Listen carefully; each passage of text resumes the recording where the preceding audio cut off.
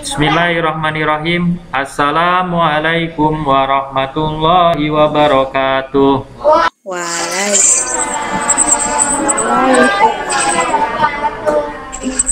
Bismillahirrahmanirrahim. Alhamdulillahirabbil alamin wa bihi nasta'in wa ala umuri dunya waddin. Sayyidina wa maulana Muhammadin wa ala alihi wa sahbihi ajmain. Rabbi shrah li sadri wa yassir li amri wahlul 'uqdatam min lisani yafqahu qawli. Amma ba'd. Alhamdulillah, di hari Kamis yang meskipun cukup mendung hari ini, kita dipertemukan dalam keadaan sehat walafiat untuk sama-sama melanjutkan pelajaran bahasa Indonesia yang kemarin kita sudah membahas beberapa pembelajaran, yang mana hari ini kita akan lanjutkan di pembelajaran yang keempat.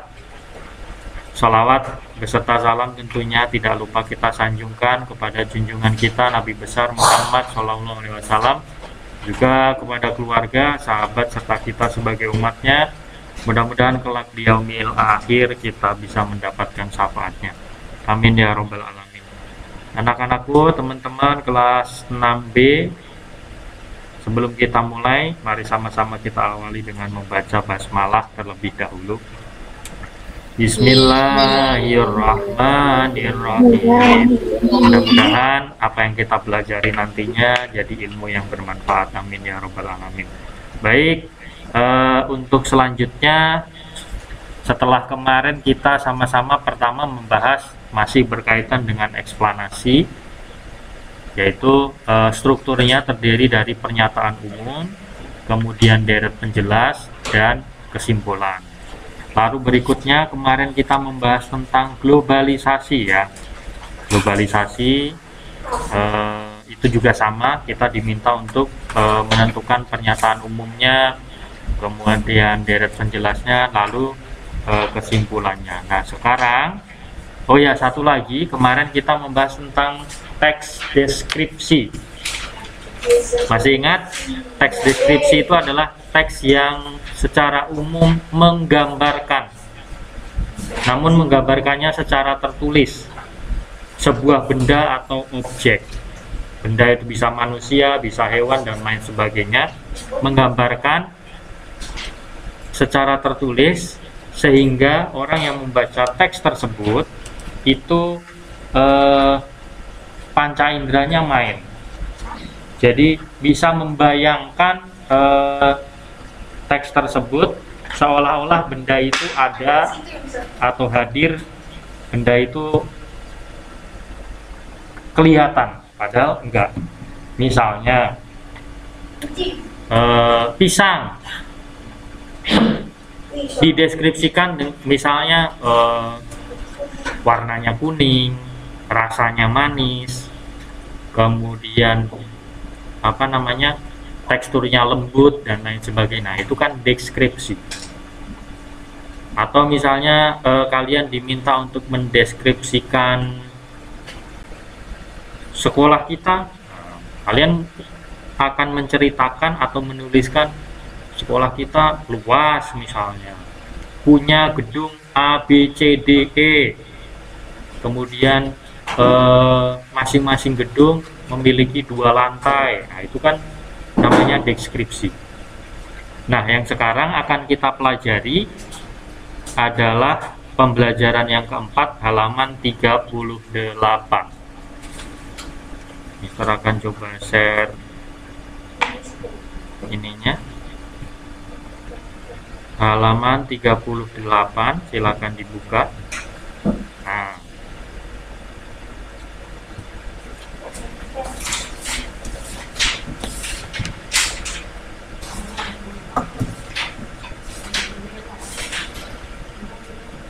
oke,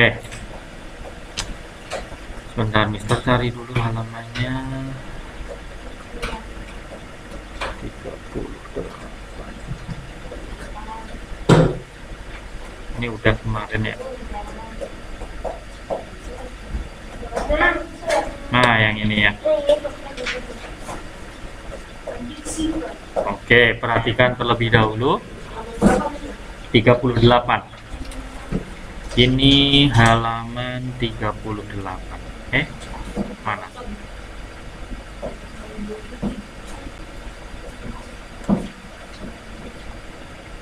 Halaman 38. Oke.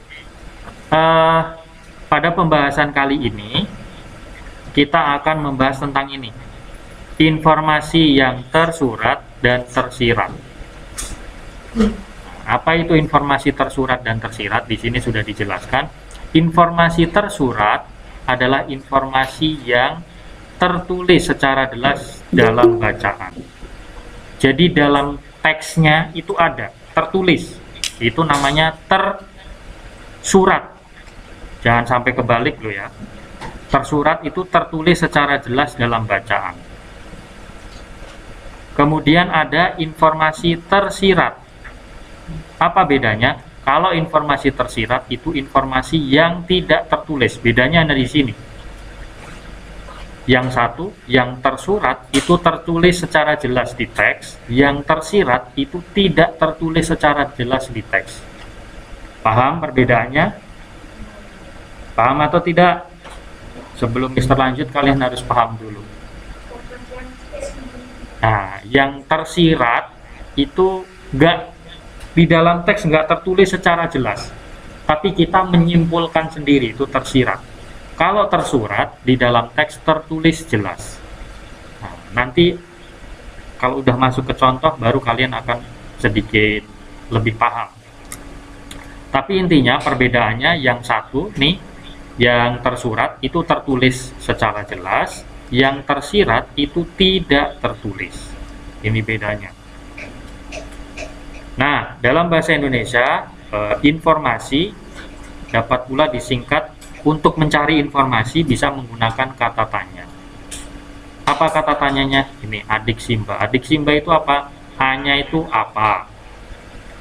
D-nya di mana? K-nya kapan? C-nya siapa? M-nya mengapa?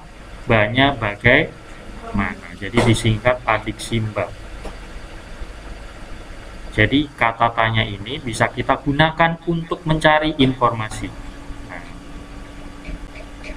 di PTS kemarin kan ini sebenarnya sudah, hanya mengulang saja. Nah, langkah-langkah untuk menentukan pertanyaan atau jawaban sesuai dengan teks, pertama ya harus membaca dulu.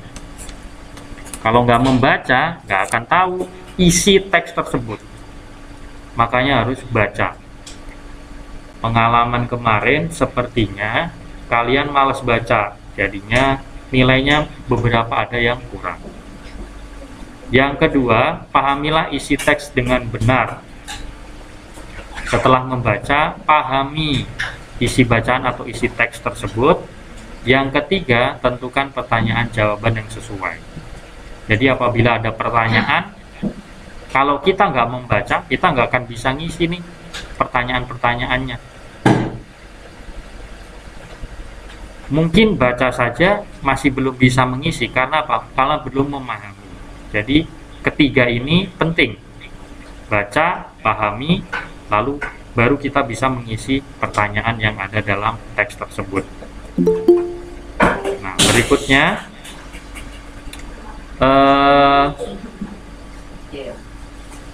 nih, berikut kalimat pertanyaan dan jawaban atas pertanyaan yang berkaitan dengan teks. Kalau pertanyaannya apa, peristiwanya, jawabannya sesuatu hal yang terjadi dalam peristiwa tersebut.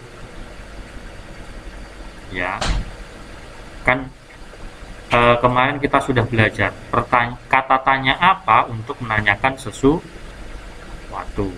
Kemudian kata tanya siapa, jawabannya pihak, subjek, orang yang diinformasikan. Kemudian kata tanya di mana, ini sudah pasti jawabannya tempat. Kemudian kalau kapan, berkaitan dengan waktu. Mengapa, itu berkaitan dengan alasan atau penyebab terjadinya peristiwa. Kalau bagaimana, itu cara, kondisi atau proses terjadinya juga bisa.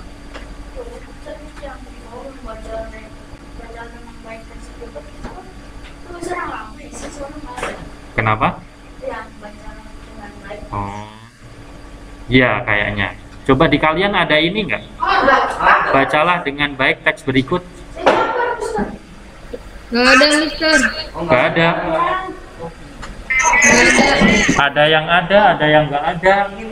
Ya udah nggak apa-apa. Bagi yang nggak ada, perhatikan saja di monitor atau di layar ya.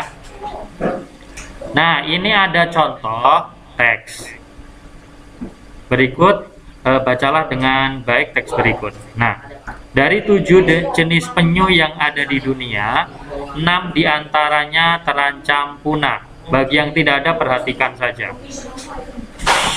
Kira-kira mengapa penyu terancam punah? Ternyata ada beberapa faktor penyebabnya.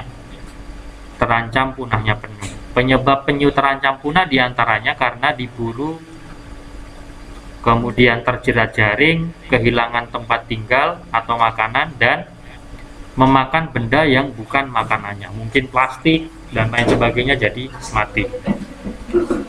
Nah, penyu seringkali diburu secara liar untuk diambil daging, telur, kulit, dan cangkangnya.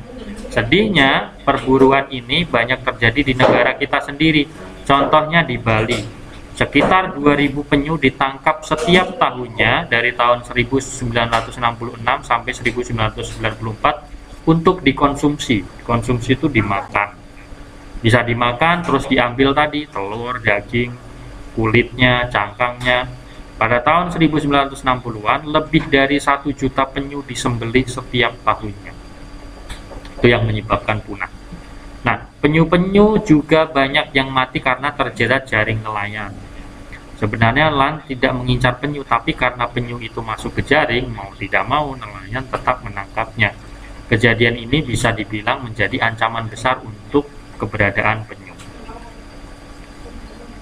Lanjutannya, pembangunan dan aktivitas manusia juga turut mengancam keberadaan penyu.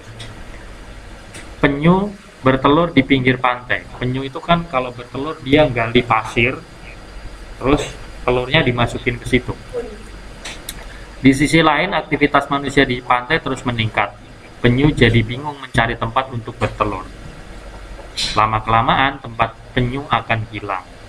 Karena di pinggir pantai banyak dibangun macam-macam ya, jadi penyu nggak punya lagi tempat untuk naruh telurnya. Ya, mungkin pulau-pulau yang masih sepi aman. Itu juga kalau nggak diburu, diambil telurnya. Nah, kantong plastik juga membahayakan penyu. Seperti yang Mister bilang tadi, di dalam air kantong plastik yang transparan akan terlihat menyerupai ubur-ubur. Sementara itu, ubur-ubur adalah makanan kesukaan penyu. Penyu akan mengira plastik itu adalah ubur-ubur. Jika penyu makan plastik itu, maka penyu akan mati. Paus juga banyak kan yang tiba-tiba mati mendadak terdampar di pantai setelah diselidiki, dalamnya isinya makanya sampah plastik. Nah, makanya di pantai nggak boleh buang sampah sembarangan. Nah, itu bacaan atau informasi teks tadi berkaitan dengan penyu. Jadi kalau kita mau mencari informasi, kita harus baca kayak tadi. Jangan dilewat-lewat, jangan dilompat-lompat. Nah, sekarang kita ke latihan ini, ada teks bacaan lagi. Mister akan bacakan. Judulnya adalah UNESCO serahkan sertifikat tari saman sebagai warisan budaya dunia. UNESCO itu apa? Sudah belajar IPS kan? Nah, salah satu badan di PBB yang menangani tentang kayak kebudayaan. Ya, itu yang mengesahkan UNESCO. Kayak batik, beberapa waktu yang lalu hari batik itu UNESCO yang mengesahkan. Diakui sebagai warisan budaya nasional. Nah, pemerintah Provinsi Aceh menerima sertifikat untuk tari saman sebagai warisan budaya dunia tak benda yang diikuti oleh UNESCO. Yang diakui, mohon maaf. Walau penyerahan ini sedikit lambat, tapi punya makna amat dalam.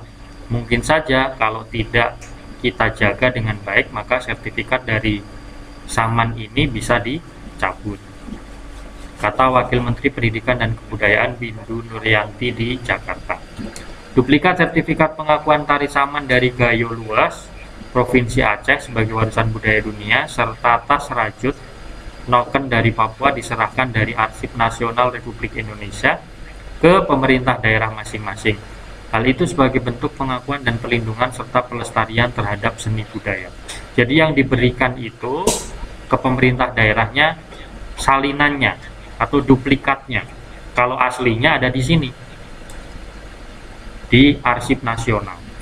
Kenapa yang diberikan salinan atau duplikatnya? Supaya aslinya tetap ada, nggak hilang. Sewaktu-waktu misalnya di pemerintah daerah itu terjadi kebakaran, sertifikat aslinya nggak rusak karena disimpan di Arsip Nasional.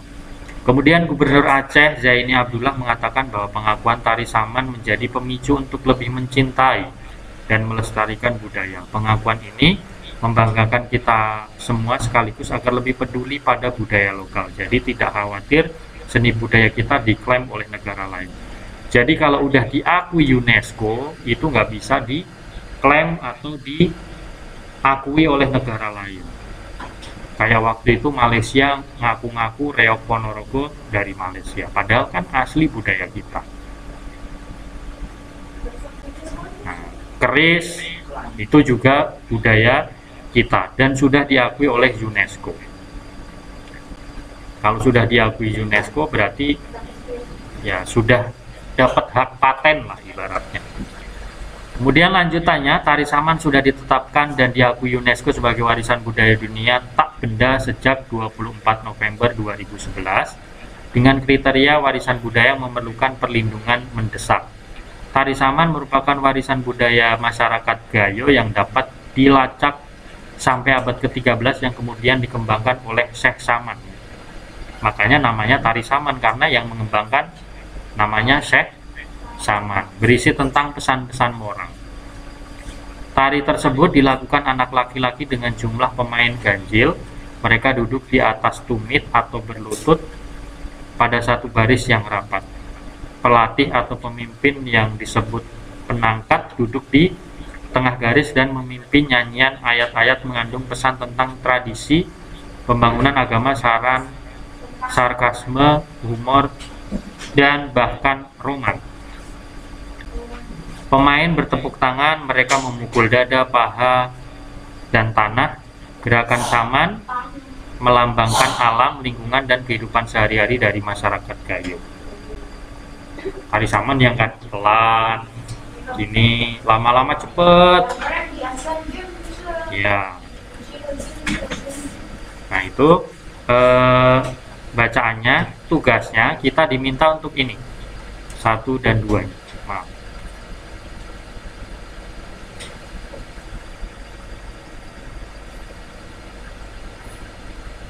Nah, tuliskan informasi tersurat, berarti yang tertulis di teks tadi. Satu aja. Kita buat yang tersurat terlebih dahulu. Tersurat berarti yang ada di dalam teks. Satu informasi saja. Misalnya apa?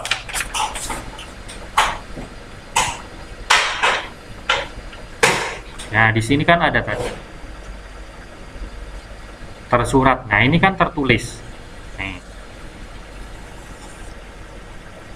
Artinya tersurat itu tertulis dalam teks. Jadi yang tersurat misalnya contohnya tari Saman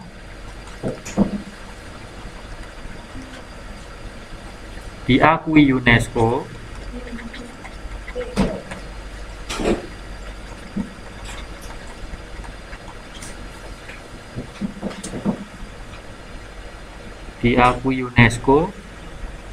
sebagai warisan budaya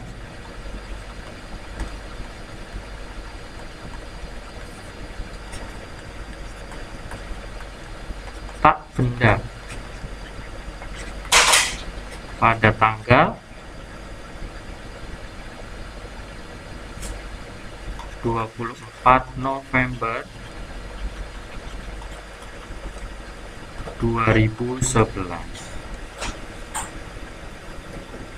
benda ya, karena tari saman bukan benda. Kalau keris, nah itu budaya yang benda. Nah, ini contoh tersurat. Mister hanya mencontohkan satu saja, sebenarnya ada banyak. Intinya tersurat itu tertulis di dalam teks tadi, ada di dalam teks yang kita baca tadi.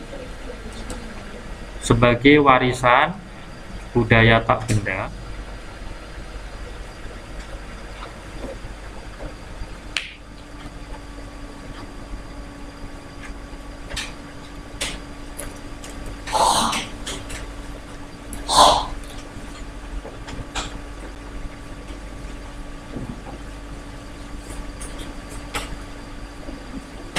paham ya, tersurat dan tersirat, jangan sampai ketuker.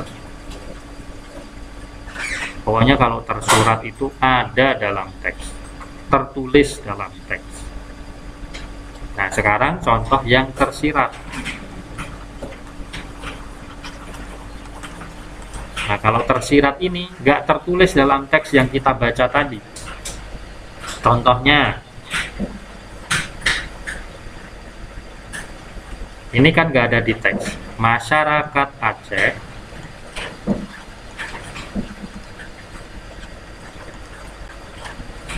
bangga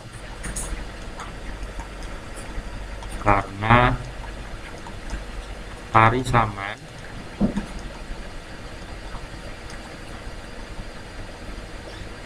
telah diakui UNESCO.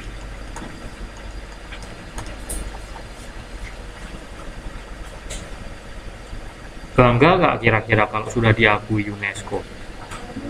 Bangga, dunia mengakuinya. Nah, ini kan nggak ada di teks yang kita baca tadi. Itu artinya tersirat. Kalau tersurat, tertulis dalam teks. Cara ngingetnya surat, oh surat itu ditulis berarti tertulis. Tersirat itu kebalikannya, yang tidak tertulis.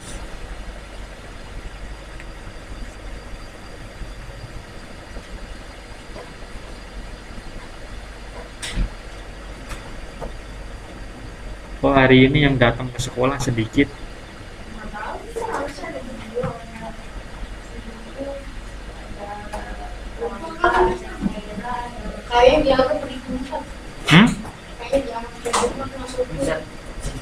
Ya. Sudah, ini kita lanjut ya. Yang kedua ini perintahnya, buatlah 5 pertanyaan yang sesuai dengan isi teks UNESCO, serahkan sertifikat tari saman. Nah, kita diminta untuk membuat 5 pertanyaan pakai kata adik Simba tadi, kata tanyanya. Apa misalnya ya, nomor 1, apa? Coba buat kalimat tanya menggunakan kata apa yang ada kaitannya dengan teks UNESCO, serahkan sertifikat tari saman.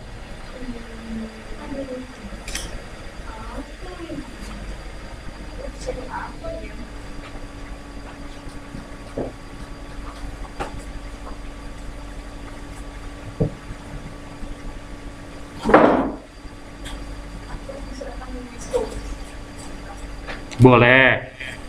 Apa yang diserahkan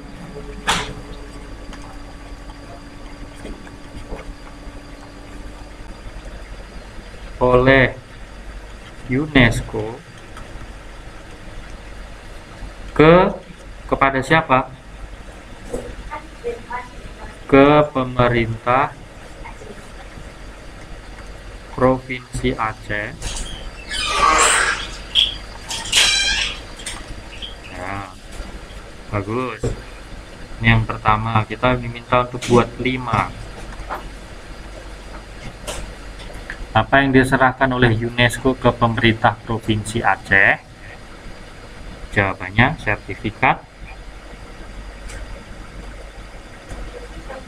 sertifikat pengakuan. Terus yang kedua, kata tanya apa? Satu apa? Yang kedua? Bagaimana? Coba pakai kata tanya bagaimana.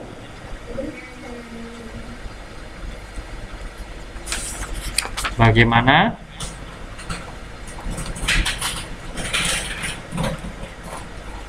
Bagaimana tari saman itu dimainkan?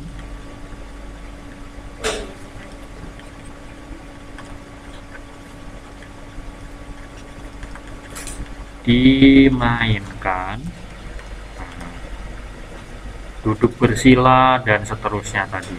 Duduk bersila, duduk di atas tumit.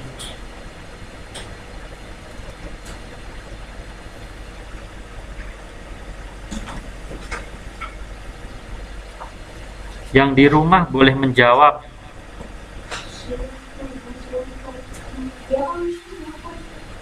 Siapa? Oke. Nah, coba buat kata tanya menggunakan siapa. Boleh. Siapa yang mengembangkan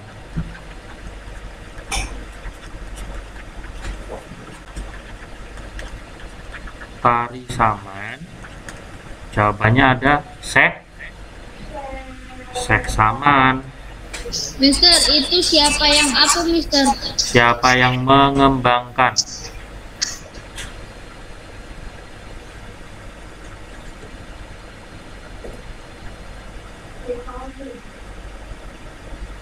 Yang keempat.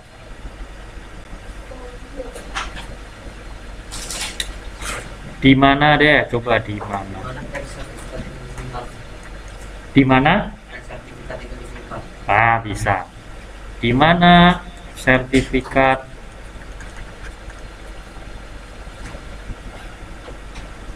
apa nanti tadi? Pengakuan tari saman disimpan? Jawabannya di arsip nasional.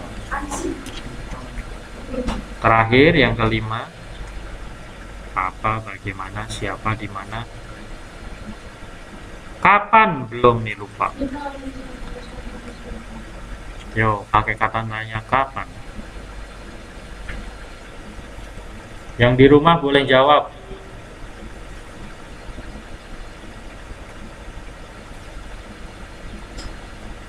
Jawabannya kalau kapan, waktu. Kapan tari saman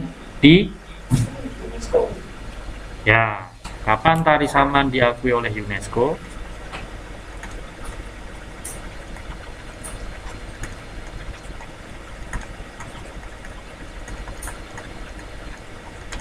Jawabannya tanggal 24 November 2011. Jadi gitu untuk mencari informasi.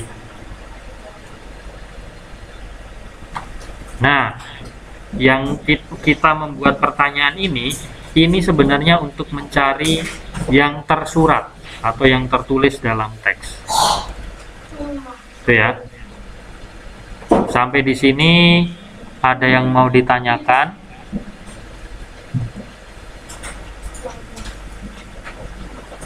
Ada yang mau ditanyakan atau tidak? Tidak ada. Kalau tidak ada, kita lanjutkan.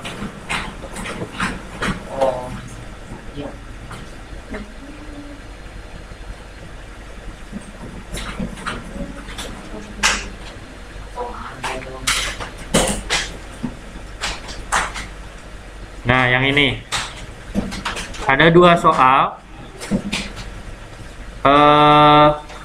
Yang pertama, bersepeda merupakan olahraga yang menyehatkan tubuh. Halaman sampingnya 41. Ada nggak? Ini nggak ada. Nah, bersepeda merupakan. Di halaman berapa, Mister, itu? Ada nggak? Ada yang ada nggak ada. Yang nggak ada nggak apa-apa, tapi yang ada ikuti aja. Nah, bersepeda merupakan olahraga yang menyenangkan tubuh. Olahraga ini dapat dilakukan oleh siapa saja. Dengan mengayuh sepeda, otot perut, kaki, tangan, dan jantung akan bergerak. Otot organ tubuh yang bergerak akan merangsang keluarnya keringat. Semakin banyak keringat yang keluar, maka semakin banyak pula lemak yang keluar dari dalam tubuh. Semakin sedikit tumpukan lemak, maka semakin lancar peredaran darah kita. Kalimat tanya yang sesuai dengan isi paragraf. Coba yang A. Bagaimana cara bersepeda yang baik? Ada nggak di sini? Nggak ada, berarti ini salah. Yang kedua, mengapa bersepeda dapat menyehatkan tubuh? Ada ya? Oke, ada. Sepeda apa yang baik digunakan? Tidak ada. Siapa saja yang dapat melakukan olahraga bersepeda? Ada nggak? Ini bersepeda merupakan olahraga yang menyehatkan tubuh. Olahraga ini dapat dilakukan oleh siapa saja. Jadi jawabannya ada dua. A, B boleh, D boleh.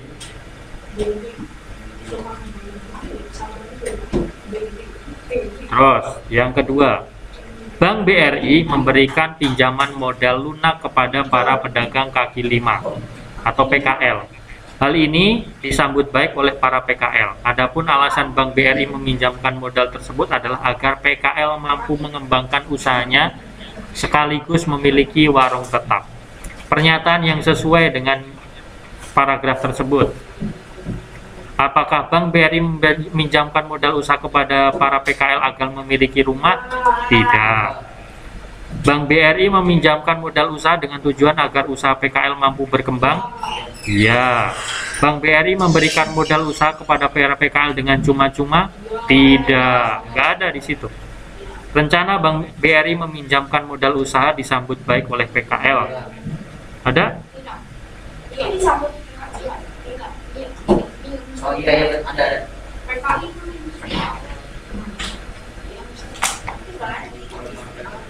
Wah, ya ini ada. Jadi jawabannya sama. B, D bisa.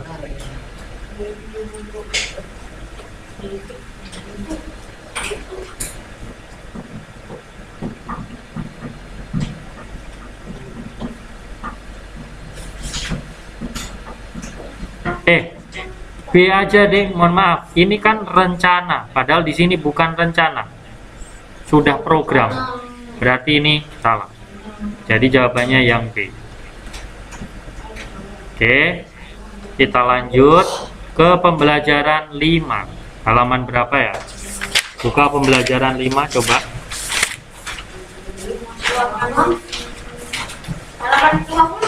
Ya, masih berkaitan dengan informasi. Aku cinta produksi Indonesia. Di era globalisasi ini rasanya agak ketinggalan jika kita menginginkan anak Indonesia mencintai produk dalam negeri. Mengapa demikian? Karena hampir setiap hari kita melihat iklan produk-produk luar negeri yang menggiurkan dan dengan harga yang terjangkau. Lihat di sekitarmu, perhatikanlah baju sepatu olahraga atau tas yang kamu dan temanmu gunakan. Sepatu aja coba. Nah, itu kan bukan buatan dalam negeri. Meskipun pabriknya di sini. Kemudian mungkin ada sebagian dari kalian yang memakai barang-barang produksi luar negeri dengan berbagai merek terkenal. Terutama kalian yang tinggal di kota besar. Perhatikanlah barang-barang produk dalam negeri yang kalian gunakan. Baju, sepatu, tas, produksi dalam negeri ada yang kualitasnya sama, bahkan kualitasnya lebih baik kualitasnya dari barang produk luar negeri. Padahal di produk dalam negeri sebenarnya ada yang produknya sama, kualitasnya lebih bagus, tapi karena mereknya itu kurang terkenal, brandnya kurang terkenal, makanya orang cenderung lebih memilih yang produk luar negeri. Langsung ya, langsung kita isi di sini. Jadi di paragraf 1 tadi informasinya tentang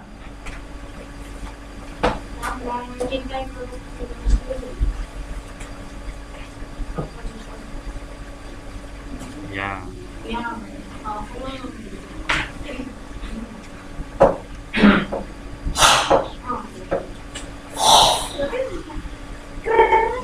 Jadi informasinya di era globalisasi, anak-anak dalam negeri atau anak-anak Indonesia kurang mencintai produk dalam negeri. Nih, di era globalisasi,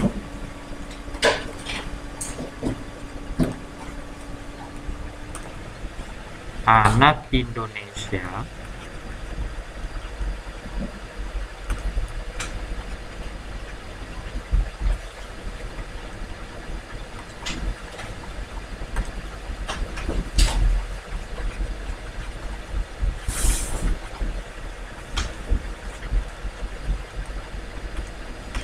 itu informasi di paragraf pertama. Di era globalisasi, anak Indonesia kurang mencintai produk dalam negeri.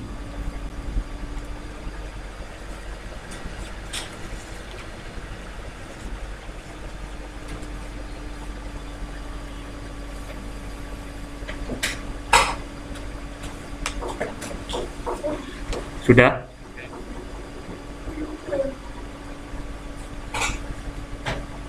Di era Belum globalisasi. Mister, sebentar.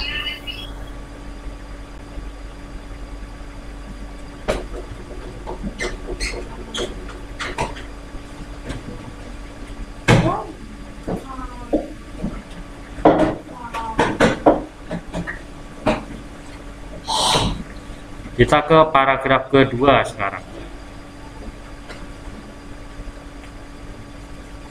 Nah, paragraf kedua yang ini.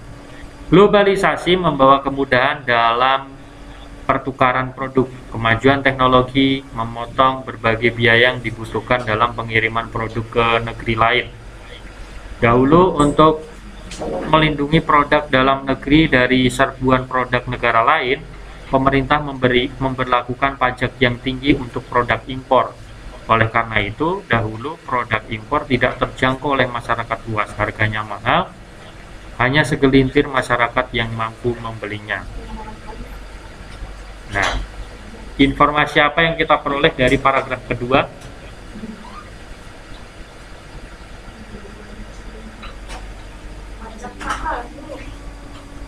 Ya ini, kalimat utamanya ini. Ya, globalisasi membawa kemudahan dalam pertukaran produk.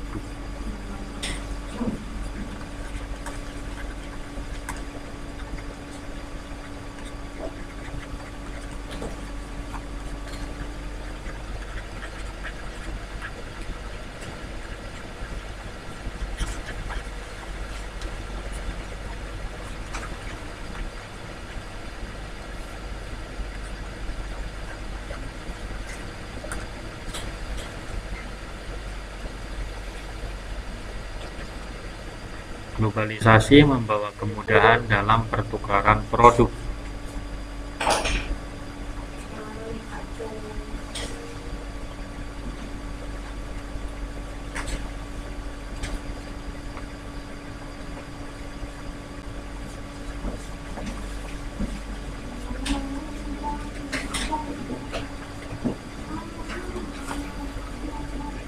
Terus paragraf ketiga yang ini. Di era globalisasi, tuntunan perdagangan bebas antar negara mengecilkan kemungkinan untuk memberlakukan pajak tinggi. Kalau negara kita memberlakukan pajak tinggi, barang-barang dari luar negeri males. Ngapain di drop ke Indonesia, di sana pajaknya tinggi, mending ke drop ke negara lain. Akhirnya kita juga yang rugi. Nah, akibatnya produk dalam negeri harus rela bersaing dengan berbagai merek produk luar negeri. Jadi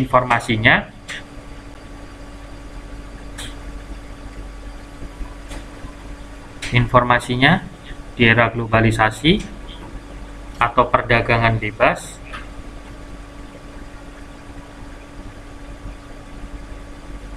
tidak memungkinkan untuk menerapkan pajak tinggi.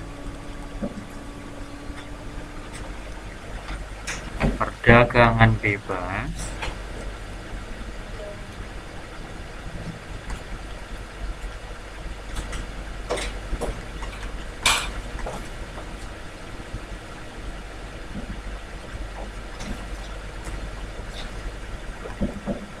untuk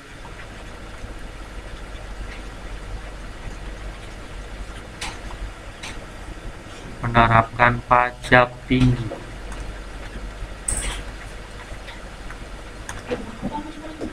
Tidak memungkinkan untuk menerapkan pajak tinggi. Contohnya gini, handphone Vivo misalnya, buatan Cina misalnya, sama-sama buatan Cina. Kalau dijual di India misalnya, pajaknya rendah. Tapi kalau dijual ke Indonesia misalnya pajaknya tinggi, ya Vivo males nantinya jual ke Indonesia. Di sono pajaknya tinggi, rugi dong. Makanya mending jual ke negara lain, jangan ke Indonesia. Nah, makanya kita bisa tertinggal kalau kayak gitu. Sekarang kita ke paragraf yang keempat.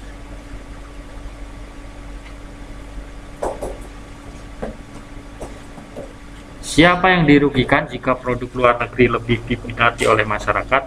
Tentunya para pengrajin kreatif dari berbagai pelosok negeri. Teman, kerabat, saudara, atau mungkin orang tua kita sendiri dapat menjadi perajin yang merugi.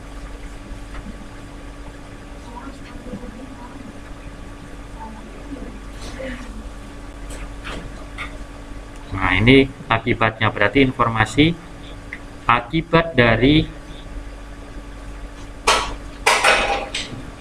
lebih disukainya produk luar negeri adalah akibat dari disukainya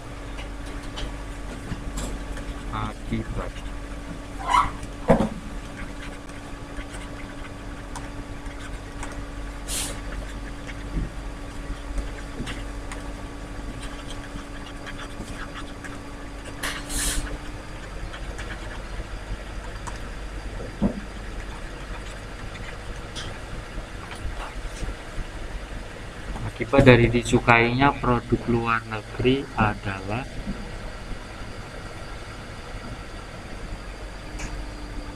industri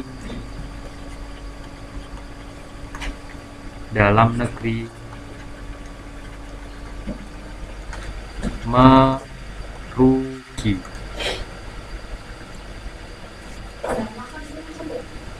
Ya, akibat dari disukainya produk luar negeri adalah industri dalam negeri merugi, terutama industri kreatif.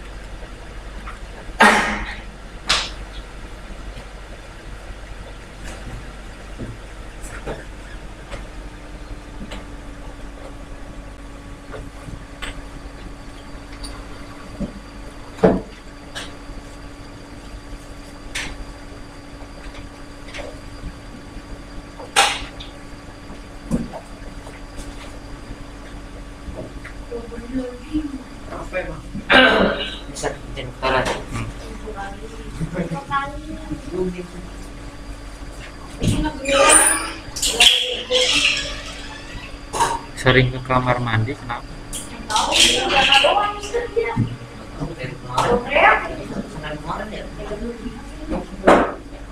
Nomor 5 sekarang, paragraf kelima.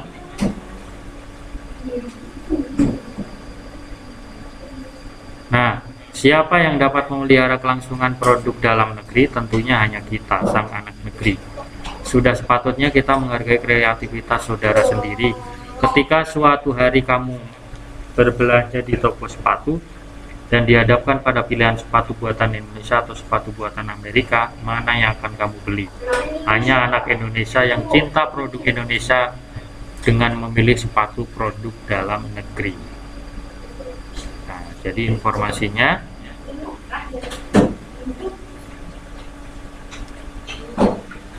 kelangsungan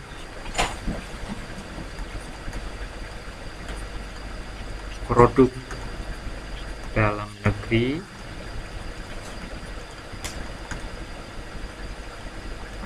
menjadi tanggung jawab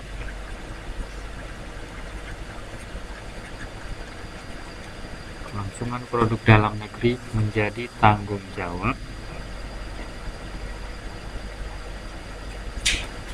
anak Indonesia.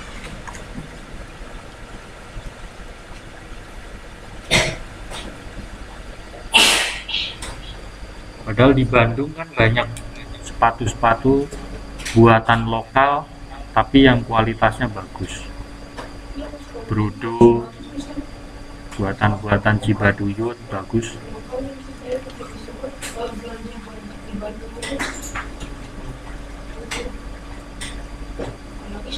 Kesimpulan kita lewat aja. Jadi kalau kesimpulan hanya gabung ini, ya nanti kalian bosan nulis terus.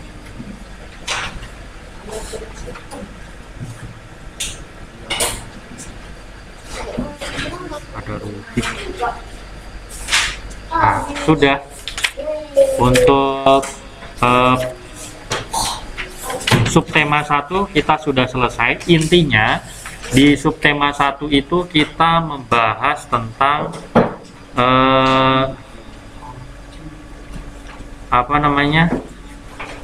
subtema 1 kita membahas tentang mencari informasi dalam teks, baik yang tersirat atau tertulis dalam teks maupun yang tersurat atau yang tidak tertulis dalam teks.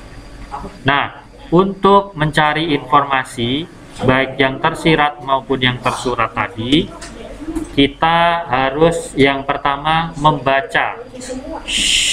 membaca teks dengan seksama, kemudian memahami isi teksnya, baru kita bisa menentukan informasi yang ada di dalamnya. Baru kita bisa menjawab pertanyaan-pertanyaan yang ada di dalamnya. Jadi, Mister pastikan nanti untuk ulangan atau PTS sudah ya, PAS, pasti akan banyak teks. Jadi jangan males membaca. Baca, pahami, sehingga kamu tahu isi dalam teks itu apa. Ketika ada pertanyaan yang ada kaitannya dengan teks tersebut, kalian bisa menjawab. Oke, kemudian yang selanjutnya, untuk mencari informasi pada teks, kita bisa menggunakan bantuan kata tanya. Apa, siapa, di mana, kapan, mengapa, dan bagaimana. Itu bisa digunakan untuk membantu mencari informasi yang ada dalam teks. Yang berikutnya, Mister berharap kedepannya kita bisa lebih komunikatif ketika belajar. Jika ada pertanyaan dan lain sebagainya, ya silahkan untuk disampaikan. Untuk hari ini Mister rasa cukup atau ada yang mau ditanyakan? Oke, baik, kalau tidak ada, kita tutup dengan membaca hamdalah bersama-sama. Alhamdulillahirabbil alamin. Kafaratul majlis. Subhanakallahumma wa bihamdik, asyhadu alla ilaha illa anta, astaghfiruka wa atubu ilaik. Dari Mister cukupkan sekian. Wassalamualaikum warahmatullahi wabarakatuh. Waalaikumsalam warahmatullahi wabarakatuh.